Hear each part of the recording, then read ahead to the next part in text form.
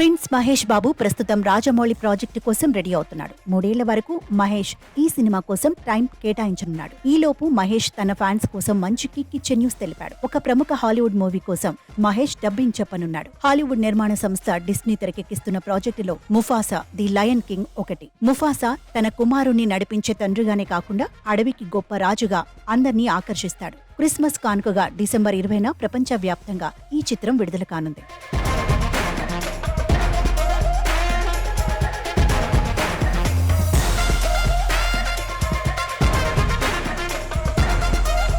ఇప్పటికే హిందీ భాషకు సంబంధించిన డబ్బింగ్ పనులను కూడా పూర్తి చేసుకుంది. ఇందులో చిట్టి ముఫాసా పాత్రకు షారుఖ్ ఖాన్ చిన్న తనయుడు అబ్రామ్ వాయిస్ అందించగా, పెద్ద ముఫాసా పాత్రకు షారుఖ్ ఖాన్, సింబా పాత్రకు షారుఖ్ పెద్ద తనయుడు ఆర్యన్ ఖాన్ వాయిస్ ఇవ్వడం విశేషం. దీనికి సంబంధించిన హిందీ ట్రైలర్ కూడా రీసెంట్ గా విడుదలైంది. తన పిల్లలతో కలిసి ఒక సినిమా కోసం వర్క్ చేయడంపై షారుఖ్ ఆనందం వ్యక్తం చేశారు. ఇది తనకెంతో ప్రత్యేకమన్నారు.